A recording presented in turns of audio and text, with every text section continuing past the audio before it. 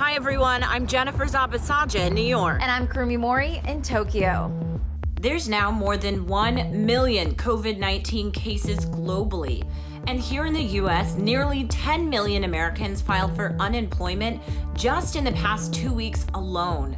Bloomberg's Drew Armstrong and Sarah Ponczek join us to explain what it all means. Also, one medical student tells us what it's been like on the front lines of the pandemic. I've seen nurses cry in the break room because they're burned out, because they are worried for themselves. We visit the town where the first coronavirus outbreak happened. And find out how playing one particular video game could contribute to scientific research for the coronavirus.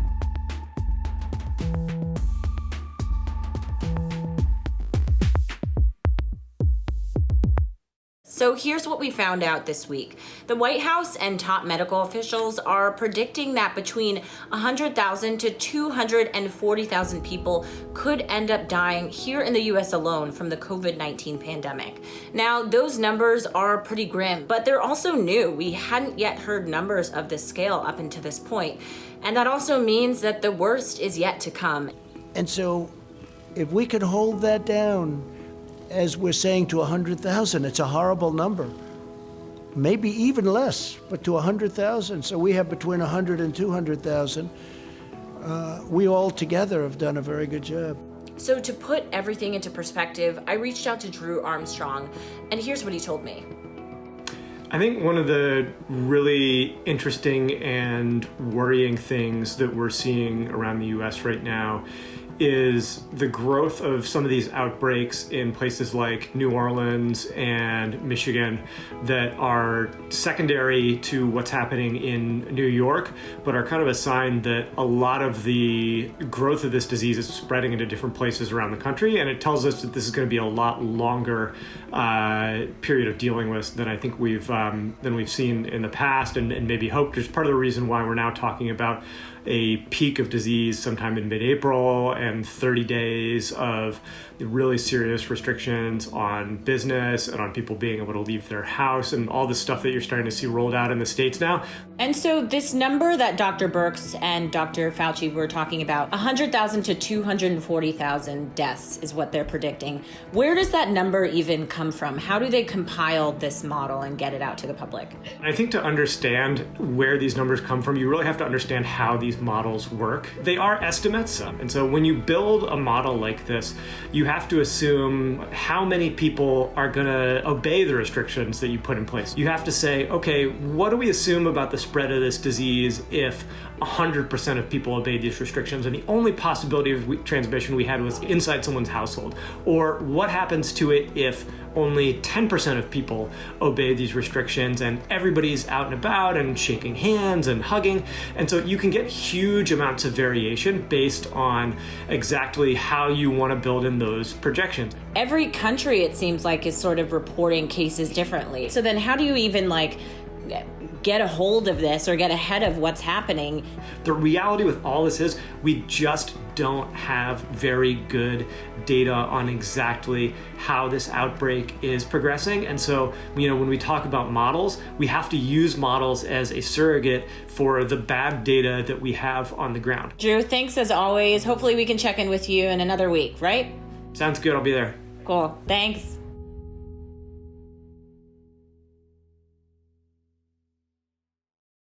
Hi, I'm Sarah Ponczek, and I am a markets reporter with Bloomberg News. This week we got more insight into the health of the U.S. economy by way of insight into the labor market, particularly through the March jobs report and initial jobless claims. Now, when it comes to the March jobs report, you have to keep in mind that the way that the non-farm payrolls reports are conducted, it really only captures the first half of the month. So before the bulk of businesses started to close and really before the bulk of layoffs even occurred, but still, when we got the data on Friday, it showed that 700,000 jobs just about were lost, and that placed the unemployment rate at 4.4%. Now, a loss in payrolls, that was the first time we saw a decline since 2010. That means we broke a streak of 113 straight reports that had actually seen jobs added. However, as I mentioned, since it only covers the first half of the month, it's really just the tip of the iceberg, and April will likely be the big one. That's why most people right now are really paying attention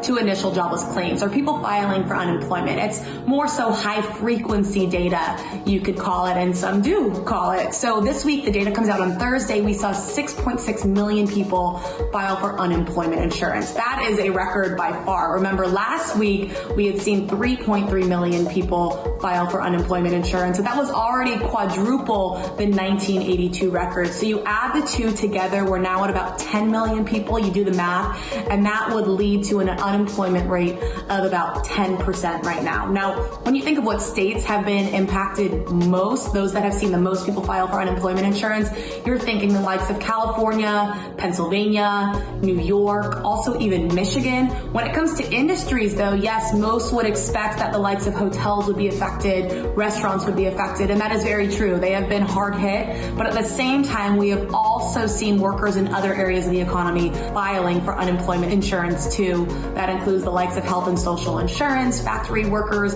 construction workers. So this really is widespread, and the expectation is that we are going to see this continue.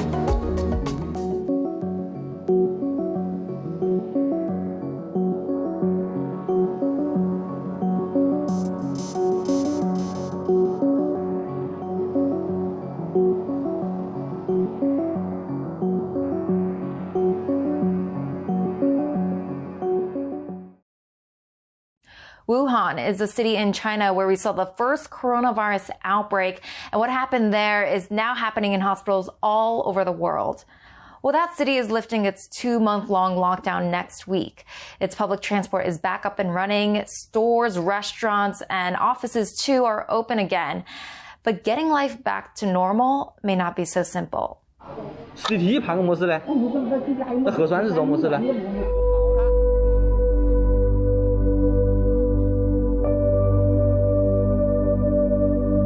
Robin has been locked down in China's virus epicenter. He used to go out like this. Now he dresses like this. Life is still tough in Wuhan. 刚才我们家可能发生了一点意外，就是我老妈呢，在10点钟的时候突然就头晕，眼睛发黑，所以就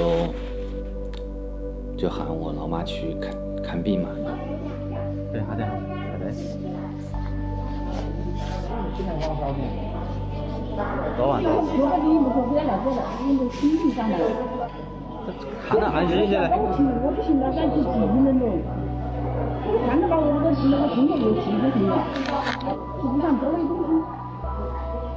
实体盘个模式嘞？那核酸是什么模式嘞？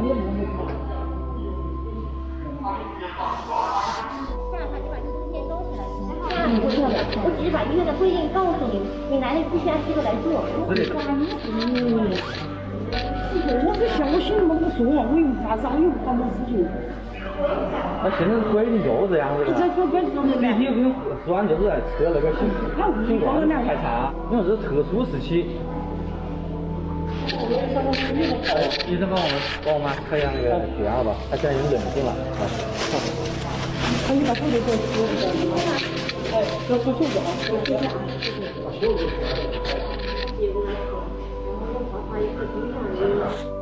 我觉得今天我们家发生的这件事情是，对于我个人来说是不可理解的。我觉得病了就应该是去看病，不能把小病拖成大病。Things are slowly looking up.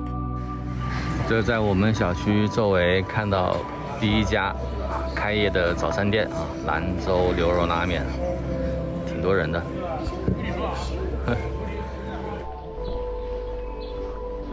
小朋友在家里面也待了2个多月啊，妈妈带小孩出来转一转，也是憋时间长了，之前肯定也是不敢出来的嘛。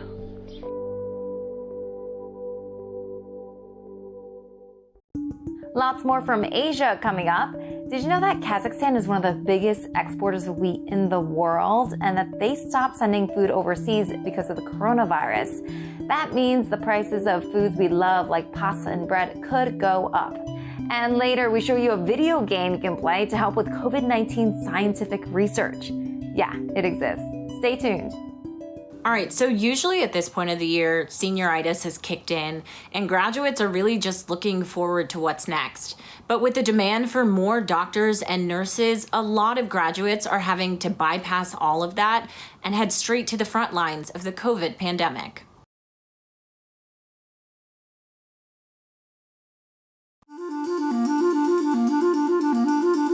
It was very long and it's very exhausting.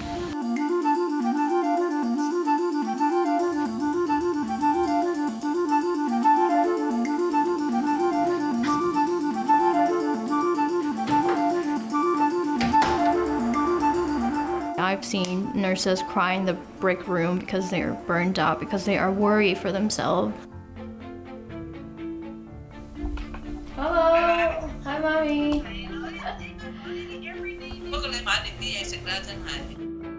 I think I last saw them a little more than a year ago.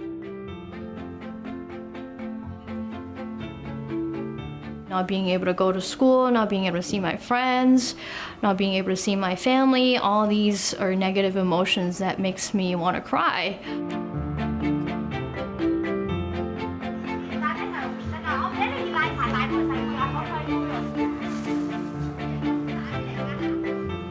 I am on student loan right now, so if my graduation is postponed, that means I have to take out more loans. It's very frightening to do self-quarantine alone.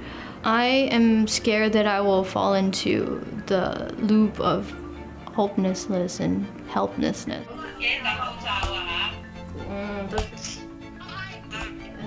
So every day I want to get up, make a to-do list for myself, and being in the sunlight gives me a sense of joy. I definitely think the profession is very brave. This is what I originally signed up for, but I will do whatever I can in my position as a nursing assistant to help take care of these sick people.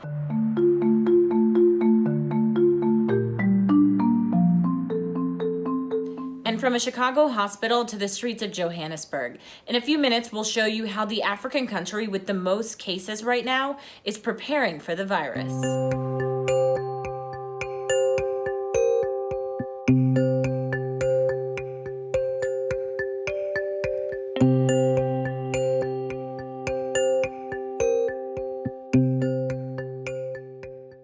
Maybe you've been stocking up at the grocery store lately, but now countries are doing some hoarding too.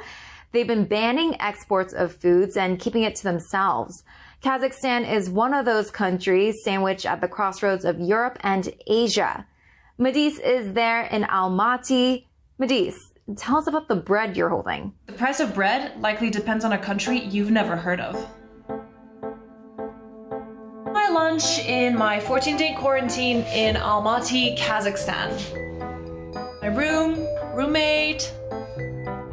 Almaty is Kazakhstan's largest city, and it's currently completely under lockdown. I'm here because I was flying from London to Almaty via Dubai, and as I was midair, the UAE was put on a list of mandatory quarantine on arrival. You can't get in or out of the city.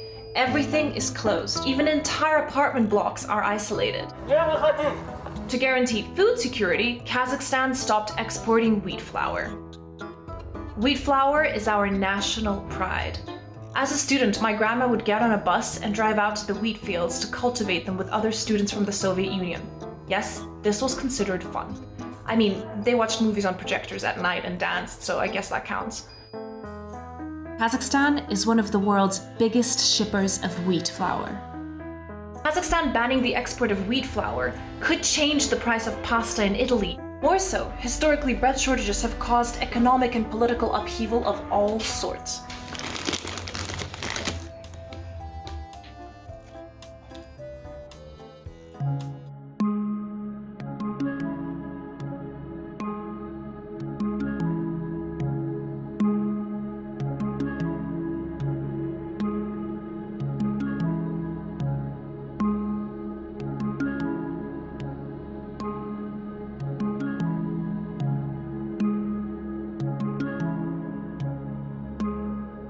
All right, so African countries haven't yet seen the worst of COVID-19, believe it or not. But if and when they do, how equipped are they even to handle it? My colleague Mark Davies went on the streets of South Africa to find out.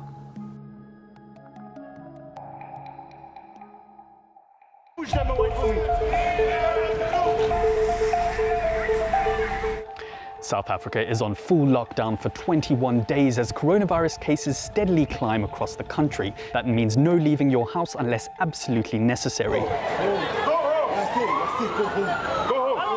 But for many living here in Johannesburg's wealthier northern suburbs, that means no jogging and certainly no dog walking. But in some poorer, much more densely populated parts of the country, the water cannons are out and the defense force is clearing the streets.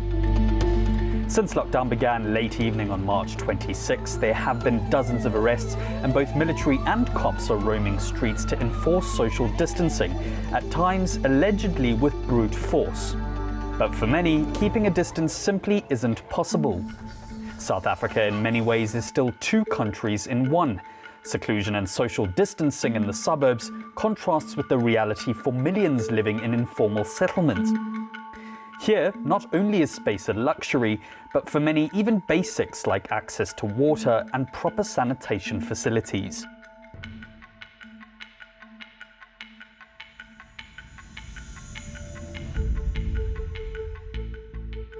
Government has procured thousands of water tanks and set up temporary shelters, and it's also continuing to pay social grants to over 17 million people.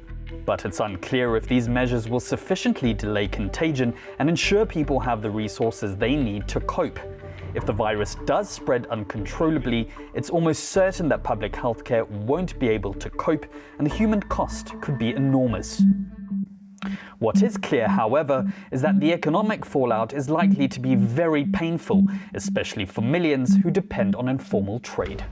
Father of 3, 2 boys and a girl. So this coronavirus, it is becoming difficult for me because and demand for the food here, demand for them to go to school, demand for the clothes, and demand for everything. It's a concerning issue that we have to lock down as a country. It is very sad, especially for the people that are living hand to mouth. If you're anything like me, isolating at home has given you a lot more time to binge watch than you thought you had.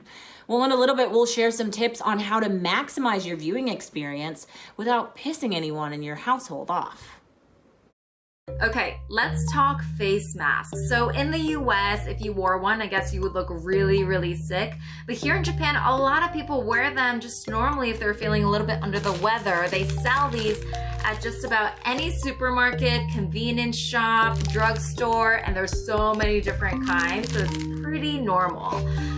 There definitely is a culture clash there though, so we decided to talk to a few people to ask their thoughts. I'm scared. It doesn't seem like folks here are scared enough. Wearing a face mask is common in many Asian countries. Since the virus outbreak, it has even been compulsory in some parts of China. Jean moved to Germany from Taiwan last year. I started wearing masks in Taiwan because it was absolutely normal there. In fact, it was a matter of politeness. It was part of the culture. I wish it was part of this one. The Asian nations that had lived through SARS, they understand. It's a different story in Europe and the US. Oh, they all stare. Everybody stares. What I've gotten from friends here is that they think I'm sick. So that's the initial reaction, that nobody is wearing face masks here. And the other side of that is that there are none to be had. Germany is just trying to get face masks for their healthcare population at this point. Grace moved to Boston 3 years ago. Basically, all my Asian friends wear masks. 0 white friends, like Americans or Latino. No one cares. And I said, I told them, this is a serious thing. Even if they have masks, they don't wear it. Mario is on working holiday in London. Wearing masks is something that deep in their mind. If you get sick, you should wear masks for protecting yourself as well as the people. But in Western countries, of course, it's not the case. People would think that you are spreading the panic to the public. Part of the reason could be terrorism in Western countries. If you cover your face, people will think you're doing something bad, stuff like that.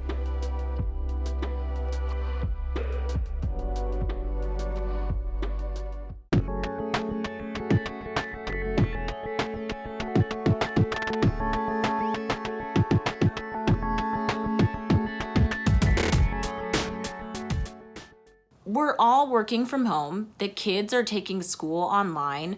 Who wouldn't want to stay entertained by streaming every single show that every platform has to offer all day? Well, all that activity is likely clogging up your connectivity. Luckily, Nate Langston has some tips on how to maximize your bandwidth.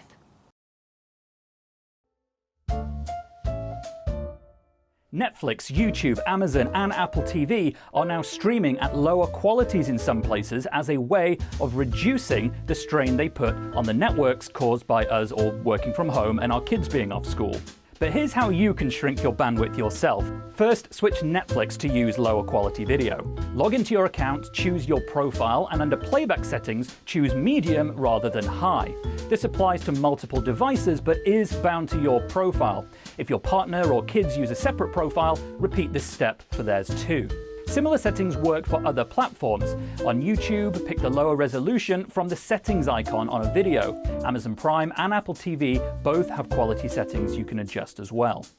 Temporarily, use a manual backup schedule for your photos and video. iOS and Android typically back up your pictures as you take them, then push them out to your other devices. It's still good to back up regularly, but consider pausing uploads during peak times and resuming them during off-peak hours, perhaps when you go to bed or first thing in the morning. If you're a gamer, now is a great time to dust off your classic consoles. You may well have an old PlayStation or one of these, a classic Nintendo. Believe it or not, DuckTales 2 on the NES is still brilliant, as are the original Mario games.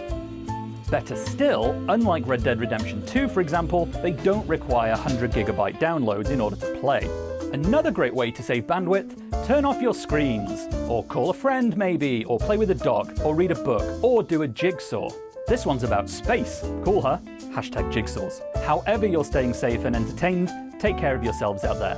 For QuickTake, in his own studio in Hertfordshire, I'm Nate Langston.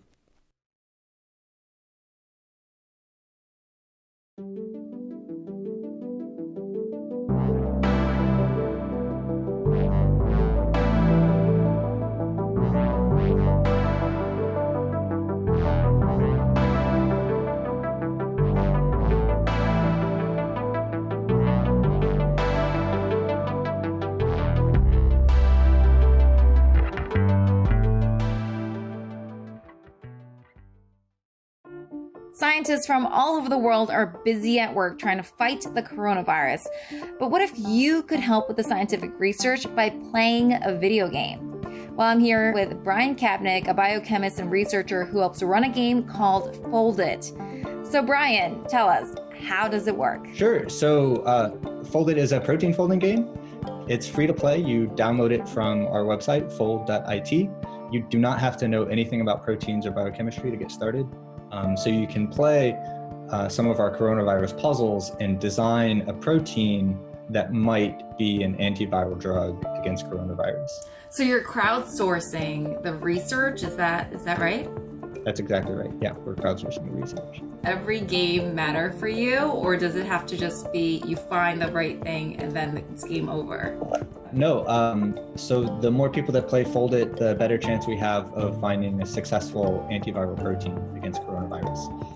After Fold It players play our puzzle, we take their best ideas and we actually manufacture and test them in the lab. So when you play these puzzles, you directly help our research. Why is coronavirus so tricky to find a drug for? Well, protein design is hard because any protein that you design to do something, for instance, a protein to bind coronavirus, not only does that protein have to bind coronavirus, that protein also has to fold up in the first place. This is kind of the fascinating things about proteins is that It's just a kind of a long strain of chemical building blocks that folds into a very precise three-dimensional structure. So basically, you have to design a self-assembling molecule that could then stick to coronavirus. The dream is that a lot of people play this game. You get loads of information. Yeah, no, that's exactly right. The goal is to get as many participants as possible, to get them making good designs. So we will be hopefully pushing some updates soon to help Foldit players develop more effective designs against coronavirus. But yeah, all it takes is one good design. Great. So that could be anybody around the world. All right, I'll spread the word. Thank you so much, Brian, for your time. Really appreciate it. Yes, no problem. Thank you. If you want to help too, go to fold.it and get playing. All right, that wraps things up for us here. Thanks for watching. We'll be back next week with more insights and stories on the coronavirus from all around the world. See you then.